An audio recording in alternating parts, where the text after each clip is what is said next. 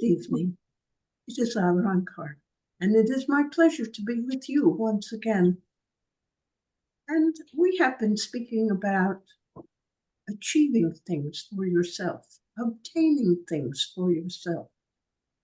Now, sometimes people think it is bad to try and strive to be rich, to have money, to have love. They feel that if you are focusing on these things, that you are also being selfish.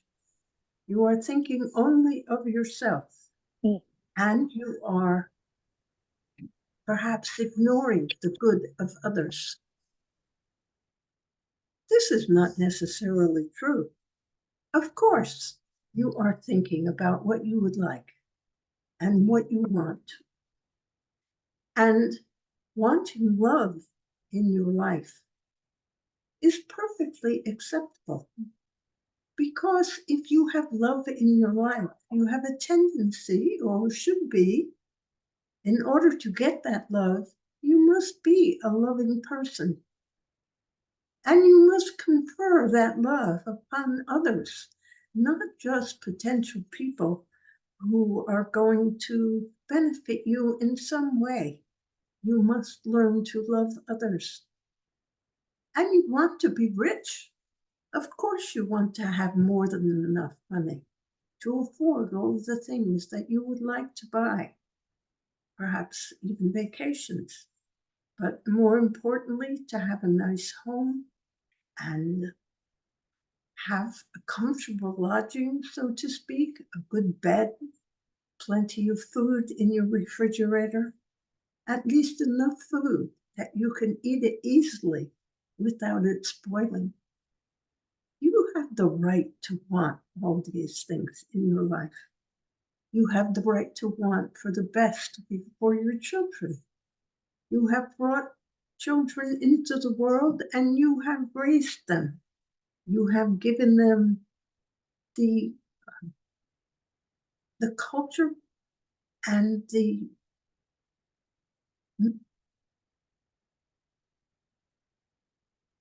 ethics and the knowledge to be the kind of people that you want them to be.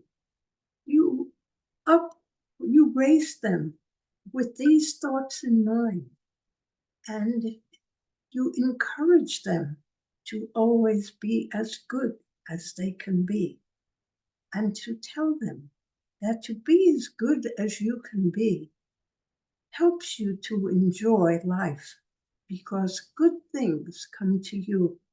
And we have discussed how to obtain good things in your life, about asking for these things from the universe, which is essentially asking for it from God. And so you can request things. I want to have X, whatever it happens to be. And it needs to come to me by Wednesday or Friday or Saturday. You can even put those kind of things into your request.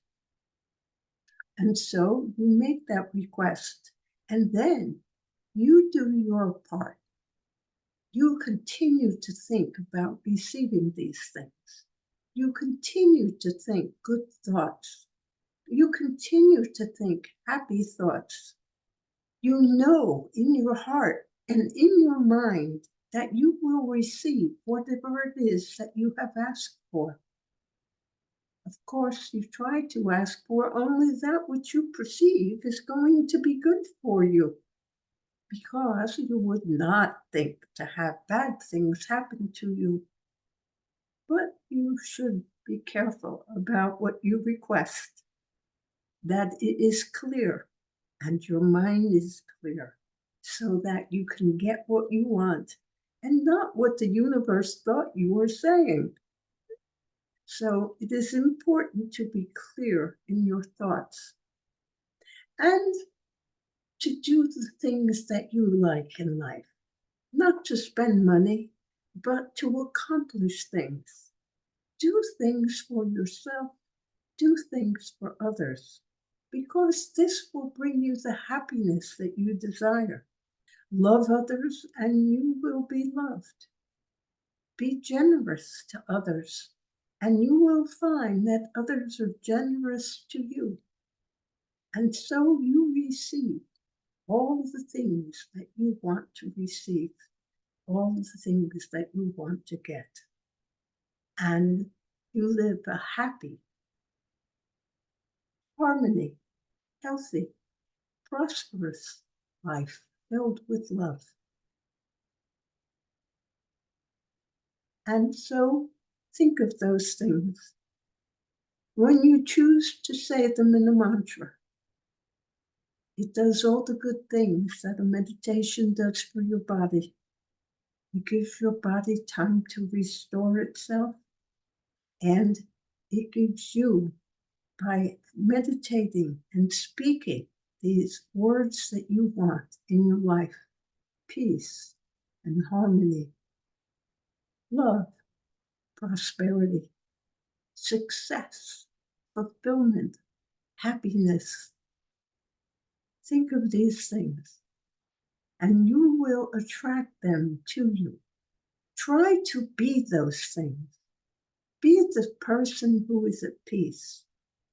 Be the person who is in harmony with their surroundings and with other people. Be the person who gives love to others. And be the person who is prosperous in your thoughts, knowing that you have everything that you want. And so it will be. So now, what kind of questions do you have for me tonight? Who has the first question? Speak up. I know you came on for a reason. I have. Yeah. Yes. Like always, I have written the questions. Well, I am glad that you speak up. Okay. The question is that to achieve the peace and harmony, do we need to understand the dark side of us? Because we have good and we have bad. So we have to understand, in my thinking, the bad sides, which mean forgive us ourselves. But if when we're going through the life, we constantly have to do this battle, we're gonna have constantly the dark side. I didn't understand the question there. When we go into the light. No, when we're living our life in here. Living our life. Yes. And we have our personality, it's good and bad. All of us. We have both sides. So to go higher, how to achieve the level so the bad side is not taking over of the good side. I understand your question now, and you are. I would like to correct you in that you're saying you have the good and you have the bad, because what I do not like to have you label yourself as having bad, being bad in any way. The ways in which you might consider yourself bad are usually because you have wants and desires which are unfulfilled. And sometimes this causes you to do things that put you in a situation which is not pleasant. It's unhappy. You sometimes say things to even friends that you didn't mean to say, or they came out wrong. Well, you have to ask forgiveness if that person has taken offense. And you need to forgive yourself for saying them. And to label yourself as bad because you said or you did something that other people were not happy with, then that is not helpful to you. It's just an area you need to improve in. You need to be more patient, or you need to alter the way that you look at your desires for wanting things, that you can decide that a thing is important, or perhaps so that you do not feel frustrated, you can decide that that thing is not important in your life. You can decide it is nice, but if I never have it, it is okay, because it is more important for me to have peace and the harmony within myself than it is to have $1 million. We would Yes, all like, you would all like $1 million. If everyone had $1 million, it would not seem so much money. Everybody would be spending it, and it would be just going for taxes and things that you did not want to spend the money on, that was required for you to give it. Everything would cost more if everyone had $1 million. So what you really want to have is love in your life. And if that is what you want to have, that is what you desire, then you need to prioritize it, giving love to other people. When you love other people and love them abundantly, they will begin to love you. And how do you express love to other people? How do you show it in such a way that people are attracted to you? Well, that is to be non-judgmental about the oh, things that they say and do. yes, not judgmental. Yes, don't judge others. Accept them as they are. That is the best and the greatest gift you can give to someone you love. And so, if someone is not as smart or as bright, or they are impatient, or they're not living up to their potential, and they're not paying you any attention, you can just accept this and not expect anything other than that from them. Whatever they give to you, consider a blessing and think it is wonderful, and have the right happiness in your response when they do happen to respond to you. If they do see you, how happy you are to see them, not to express anger that they didn't see you more, or it's been a long time and that you missed them too much. You just give them the joyful part of seeing them again and accepting them as they are. And so that's how you attract to others with love. And if you are working on prosperity, well, prosperity is almost a state of mind. It is different from being rich. Prosperity knows that you have everything you need, that you have clothes to wear, that there is food in your refrigerator and in your tummy and in your pantry, that there are uh, clothes in your closet, and you have enough money to buy the things that you need, but not a lot of money, because prosperity comes from being happy with what you have. And so, if you feel that you need to get more, then sometimes this makes you unhappy. But if you can be happy by what you have, then you are prosperous. And you are always open to getting more. You can always try to get a better job or a part time job. If you are retired, you can always ask the universe to please send money your way, that you need money. You need money to pay your rent. You need money to pay your electric bill.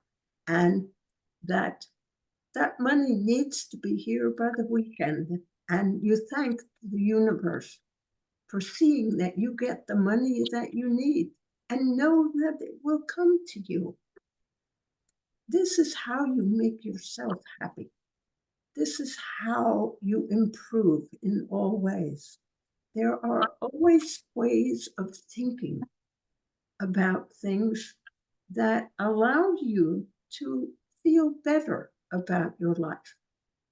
And so it is up for you to figure out what makes you happy, so that when you are happy, it's easier to be good, it's easier to be patient, it's easier to be forgiving of others, it is easy to love people.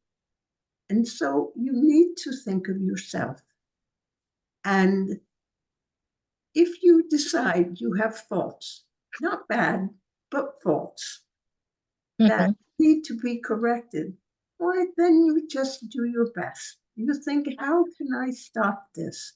How can I create this? Or how can I get rid of this bad habit?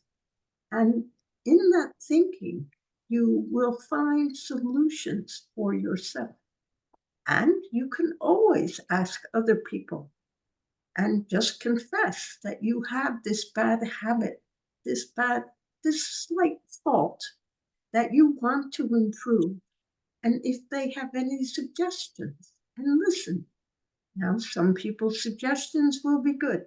Some people's suggestions will not be good and will not be helpful. But that is okay. You have asked, and they have given, and it is the best that they can do. And that is what you have to think. And in listening to the help of others, then sometimes you figure out what you can do for yourself, and you can change that fault or that habit and make your life happier, and you're happier. I hope that it's helpful for you. Yes, yes. I would like to ask one more question. Certainly. Since it's a lot of people talking about this, I just would like to confirm. We're changing our ascending. We're ascending with the Mother Earth. We're going on the different level. Is that true? Our physical body have a physical symptoms about the energy change, or it's just happening without us to even notice? I believe it can happen without your even noticing. Some people are more sensitive to energies than others. And you will see some people like to keep the lights a little dimmer in their house. They turn down the radio. They don't like too much noise. These people are more sensitive to energies, and they might discover or feel some discomfort as they are working on the ascension, as you call it. The ascension is essentially that you enjoy or you accept what you have, and you find happiness and prosperity in whatever you have, that you are happier in your life on a daily basis. So if you find that you are being happier, it could be said, and it probably is, that you are climbing a step toward ascension in that thought. Ascending is being over everything and not having disturbing thoughts of unhappiness in your life, because you are above it all. You understand? This is excellent, excellent. Oh my gosh. It's just that sentence. What does that mean? Ascending, it's everything. Thank you so much, Roncar. Thank you. That clear up right away in my mind, everything. Yes. Thank you. I really appreciate it. Most welcome. Does anyone else have a question? I'll jump in. I Yes, was thank waiting for you. Sohan because I get a lot from Sohan, but it's okay. Okay, so on a trivial note, today I was at my family's grave site with my daughter. It's spring break, so I wanted her, after being in the town for so long, I never took her. And I'm going around to each headstone and I'm telling her about that relative and whatnot. On a trivial note, I was curious, were they aware in any way that I was there? One. And two, I was looking for my great grandmother. I think I found it, but I'm not sure. Just because no one seems to remember her name. I have to look at the manifest coming into Ellis Island. But so again, were they aware at some level? Because I Oh, was certainly. talking about them in their lives, and my great grandmother, was I actually in front of the correct headstone? Thank you. Well, I cannot say about your being in front of the correct headstone, but it really does not matter because your family members were aware that they were in your thoughts, in your shared thoughts to your daughter. And so, therefore, um, they felt the blessing and the love Mm. that you expressed. That is always true. Uh, it is not necessary to go to the cemetery to um, show your love for your family. It was nice that you did this for your daughter so that she could be aware of family history, since it is essentially very often the job of a mother or the female in the family to remember family traits and to instill family values into her children. And so, what you did was essentially to instill your values to your family in your daughter. And so, that will make a difference in the family in the long run. She will be what um, she chooses to be, and she will, at some point in her time, what you have given her will be of benefit. I was also curious because it's a Jewish tradition. We don't put flowers over the graves, something living over the dead. We use stones. I I see all the relatives, they have stones on top of the headstone, to mark that someone was there. And some of them had quite a bit because family's still in the area, though I don't really reach out to any of them. Um, but I get to my grandparents and I got really upset because there wasn't a single stone on it, and I can see that other family members were through there, obviously, or friends, or maybe congregants. It could be a mix of things, of course. And I was somewhat embarrassed for Claire to see that.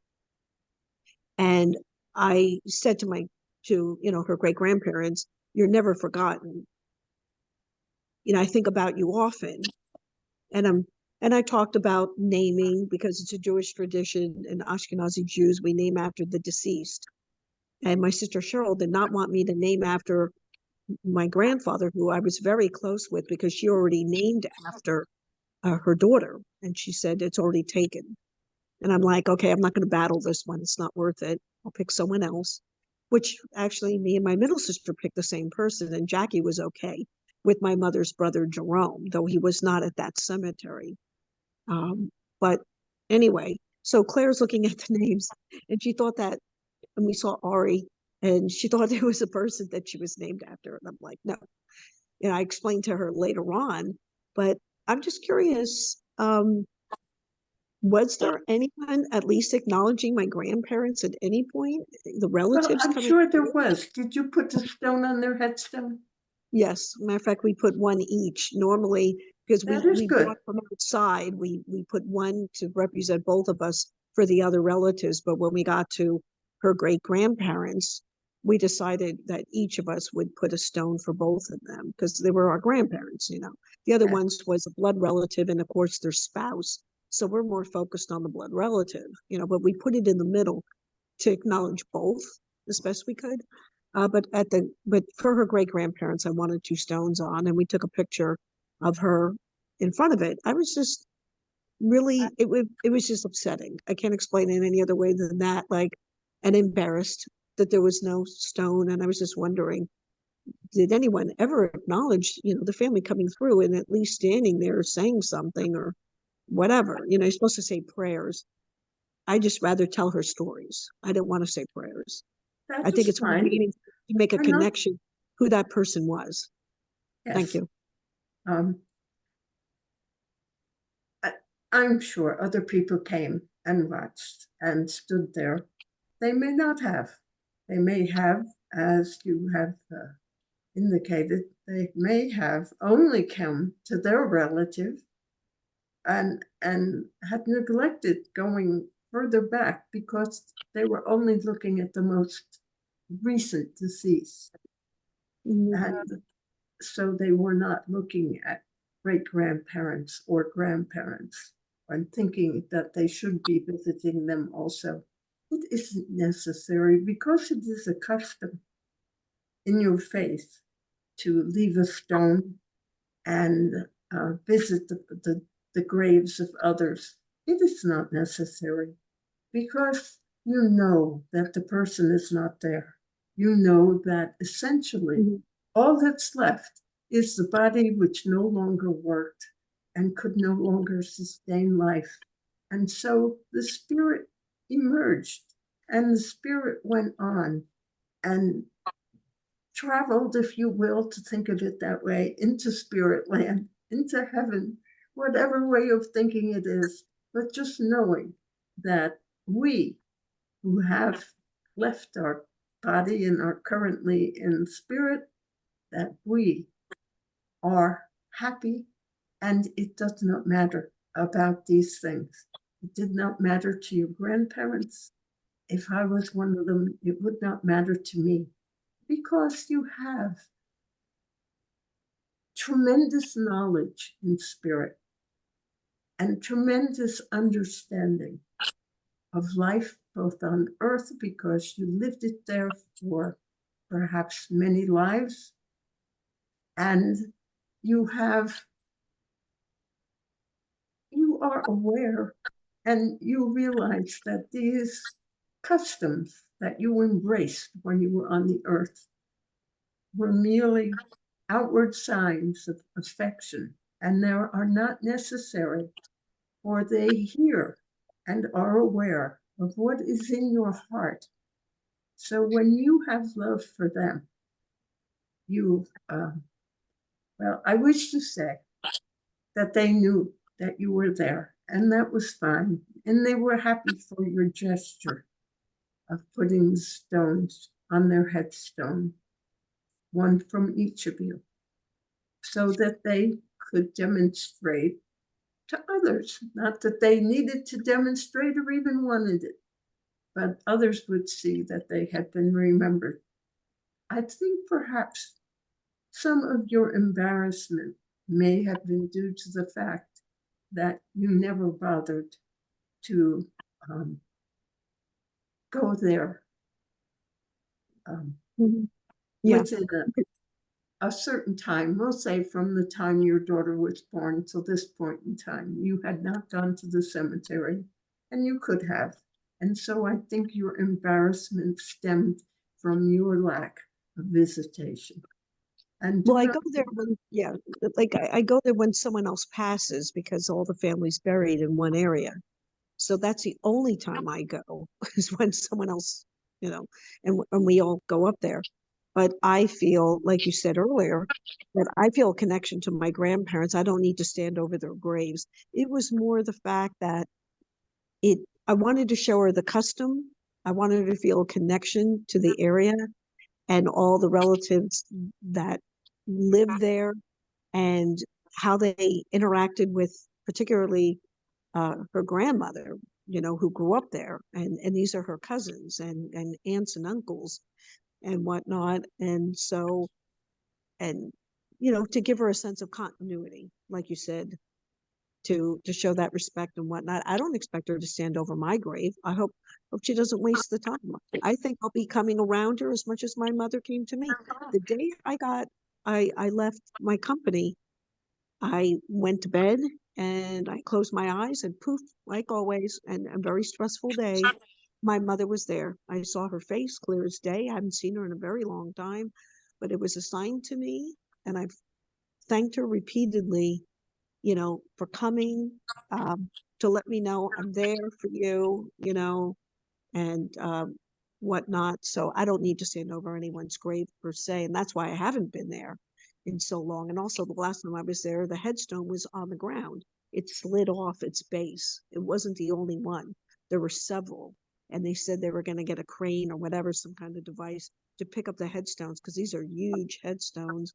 I mean, not huge, not like, you know, mausoleum kind of thing, but you know, the regular headstone, but they're heavy. Understand, they are made of granite or other heavy stones, and it is not easy to pick one up by yourself as a person in the flesh. Yeah. Yeah. So they got power equipment and they got in there and repositioned things. So They I did was what was sad. necessary. Yes. Yeah. Yeah. Thank you, Robert. Thank you. And now I would like to ask, are there any other questions? I have a question. I have a question for Dr. Benjamin. Is that going to be possible tonight? Yes, I will put aside some time for that. If before I go, we can, or after I go, Dr. Benjamin can come to you. I will ask Juana to have him ready. Thank you so much. You are welcome. Are there other questions? If there are no more questions, Dr. Benjamin could come now. Roncar, I have one question. So, Ham. Yes, a little bit of a different topic than I've been asking recently. So I think we're struggling a little bit with getting the kids into a regular sleep routine. We've heard a lot of advice.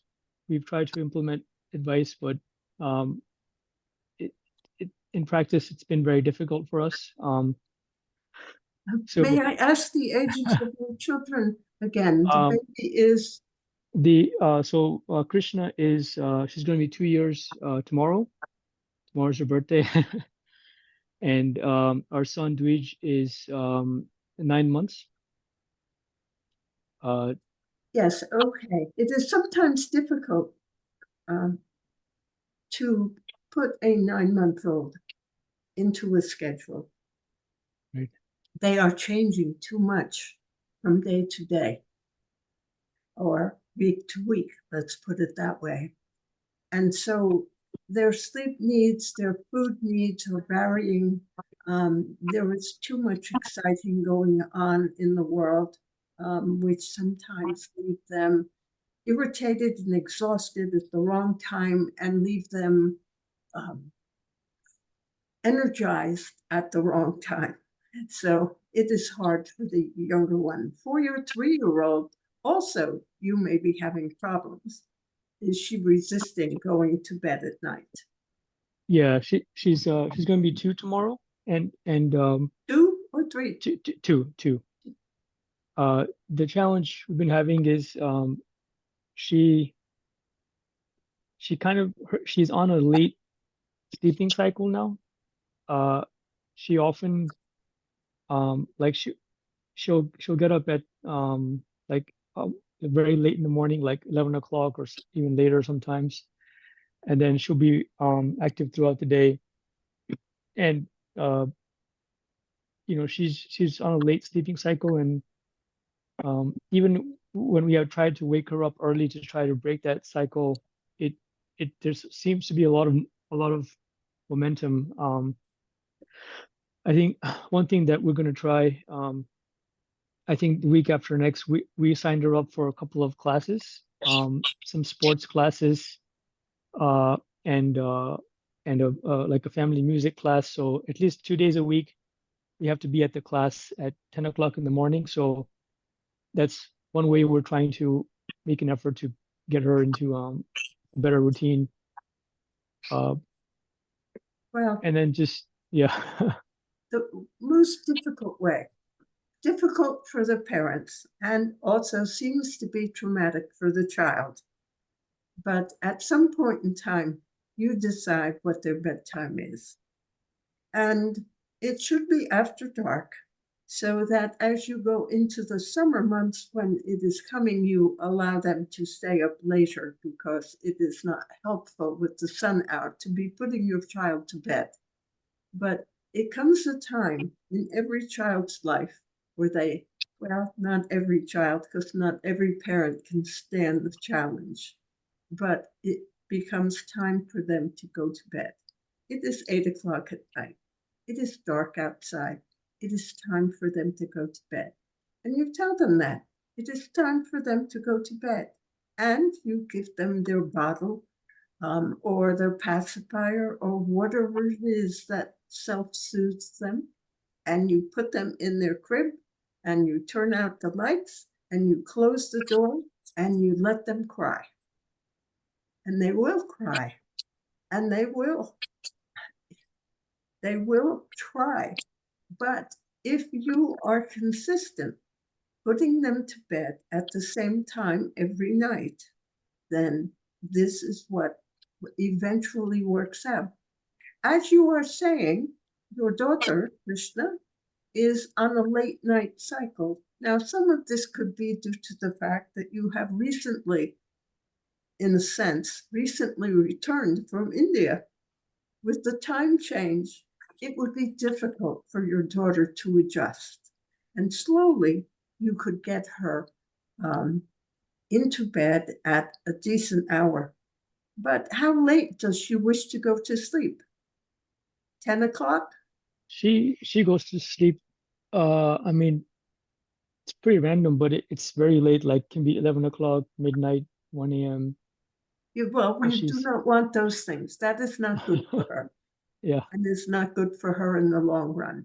So yeah. you need to put her to sleep and tell her it is time to sleep, and allow her the comfort of a bottle if she is used to that, or other things that she can play with in her crib, but tell her she has to stay in her crib or she needs to go to sleep now. And you close the door and you let her cry herself to sleep. Eventually, she will come down. She will fall asleep from the exhaustion of pulling her temper tantrum. Mm. And it seems very cruel, but it is what many children need to go through. You don't want her to stay up, keeping you awake till 1 a.m. You have to go to work. You have to go to sleep. Now, there are other ways of handling the problem which may be helpful, but some people lie down with their child and take them to bed. It is time to go to sleep. Come on. Mommy and Krishna are going to lie down on the bed and go to sleep now. And try and put them, but babies will just climb out of mommy's bed. They will go and do what they want to do and not go to sleep. It is hard to let them cry themselves to sleep. But in this case, where your child is staying up to impossibly late times, you need to put her to bed at a time where you don't have to sleep, because it will not be easy. I promise you that you will feel terrible as she cries and cries and cries. And the thing is, do not go into her room. Do not enter in. Wait until she has fallen asleep and is very quiet, and then you can go check on her. Put covers over her, do whatever you wish, but don't wake her up. And that is the way that many children need to learn that bedtime means bedtime, and it means now. There are many things you are going to have to tell this child who is turning 2, because 2 is a very difficult age for the parent. The child is learning many things, and no becomes one of them. Or the child is now really realizing that they are individuals and they have power over certain things. And so it is difficult. And as you have said, you have tried waking her up in the morning, and it doesn't work too well because I'm sure she is quite grumpy from not enough sleep. Yeah. The only thing good about it is that maybe 2 hours later or 3 hours later, you can put her down for a nap. Come on, it is time to take a nap. But for the most part, it's going to take the perseverance of letting the child cry themselves to sleep for the first. It probably will not take more than a week.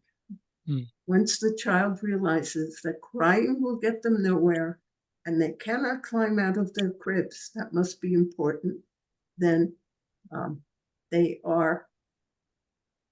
have no choice and they will fall asleep. And I think the other challenge we have is with the 2 kids. I mean, so you know, if they sleep in the same room, they tend to wake each other up. Oh, yes, I understand. And we tried, like, I tried sleeping with my son in our downstairs bedroom, but then, I mean, he wakes up for, you know, he needs the breast milk, so then I have to call my wife and come down, and they would sleep better if they were in different rooms, but they both need my wife. They respond to her much better. Of course. So then she tries to sleep with both of them in the same room, and then it's a kind of a self-defeating cycle. Well, but actually, it is not necessary for her to sleep in the same room.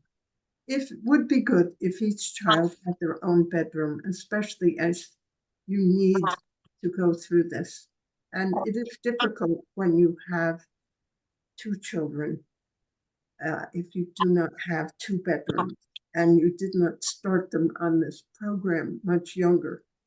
Your 9-month-old is probably in a few months. He needs to be put to bed at night. He needs to lay down at a certain time during the day to sleep. And your daughter and your wife and your son can take naps together. And the nap law could be that we all lie down on mommy's big bed and that you have to stay on the bed. You don't have to sleep, but you have to stay on the bed because it is nap time. And the fact that your wife is there and both of the children are there, they will tend to fall asleep. And she can get a nap too, and that is good. And then in the afternoon, you can do the same thing. Now, Krishna does not need to have 2 naps. She is too old already. But it may also work well for her. For a short time, she may take the same naps as everybody else. And if everybody takes a nap, then the child will take a nap too. I know it is hard, but and nap time is when mommy gets to do what mommy needs to do in the way of cleaning and working and preparing meals and things like that. It is when mommies have a chance to do what they need to do for themselves. So it's good to try and get them on a schedule, even with napping. It is just hard, I understand. And you will need to have Krishna in a room by herself till she has fallen asleep and gotten in the habit of a regular schedule, because these things tend to even out. It is also good to make sure they have outdoor time during the day. Take them outside in the sunlight. Ah. This will help promote the proper cycle for themselves. And as you live in a fairly temperate climate, it is good for them, and you can take them out. It must be warm already where you live. We're getting there. And you can take them outside if you can. But I believe you have been having some rather difficult weather conditions. Maybe not where you are, but some of the places in your state. But if you have the ability, take them out in the fresh air and allow them to play outside or in the park. Take them someplace special to let them be energetic and run around a little bit. The little one cannot forget, but you can put him in a stroller and stroll him around and let him walk as best he can if it's in the park. Has he started walking yet? He will soon. Yeah, he hasn't yet, but yes, he will soon. He is trying. Right, right. He is on hands and knees, I know. Yes. And he is trying to stand up, but it doesn't work for him yet. Yes. So you can try holding him up and letting him walk around while he holds your hands. Your wife would have to do that, and his sister will be on her own, running around in little circles in the park. Yeah. And that would be good for them. You will find that they will be more ready to go to sleep earlier with fresh air and exercise during the day and sunlight. It is good to have them the sunlight will help to adjust their schedules for you. Okay. Afternoon sun would be good. Yes. Take them after lunch. Okay. Try it. Yes. It's very hard. Yeah. Children are surprisingly determined.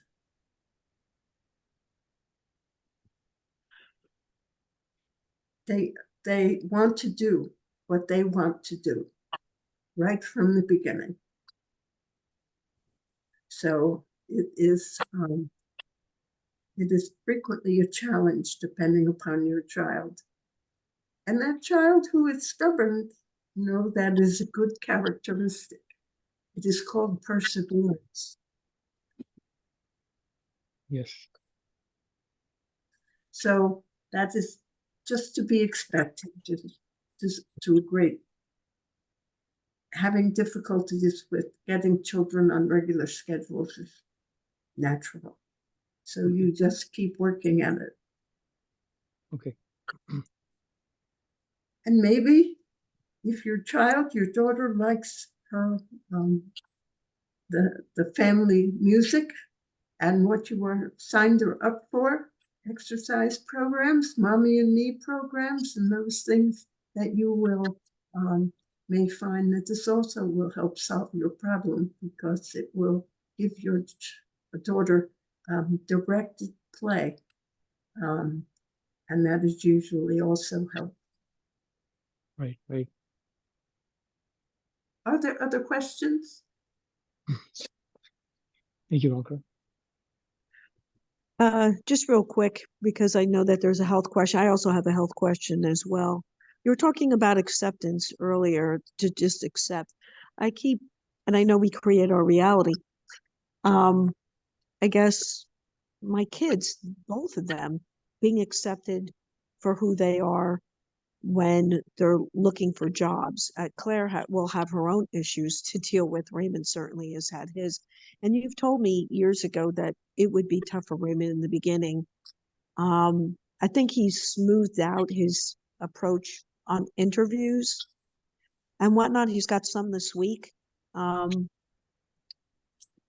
hope, as we go through this ascension cycle, as we were talking about earlier, with Lydia, that there's more compassion, there's more understanding. I can't wait for that to happen. The planet's so divided.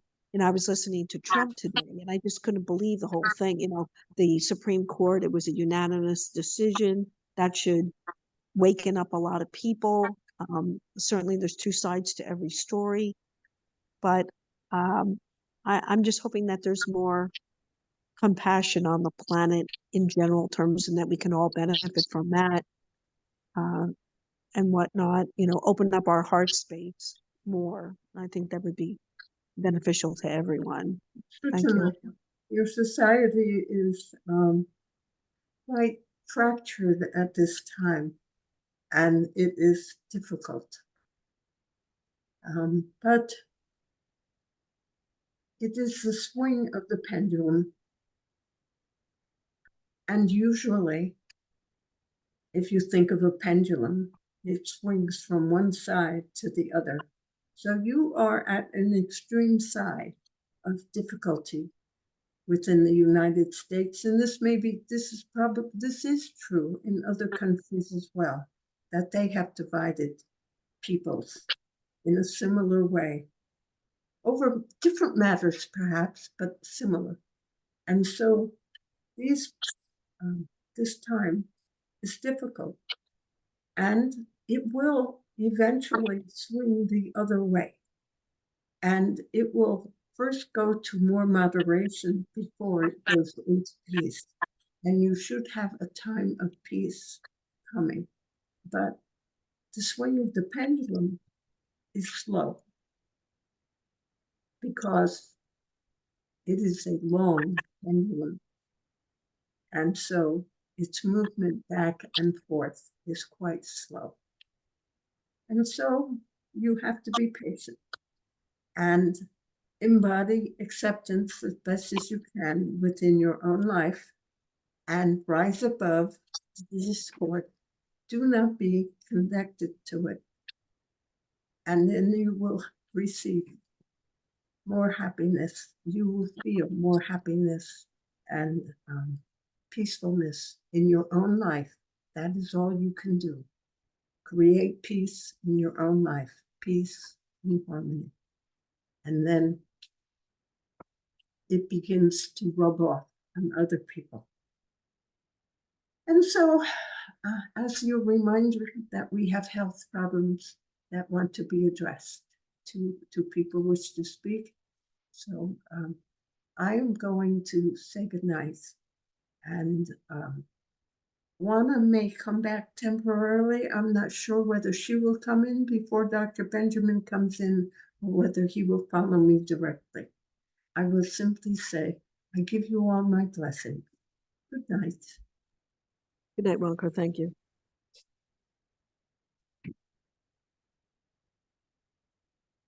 Hi, I'm back. Okay, I've got Dr. Benjamin here. Just a moment, please.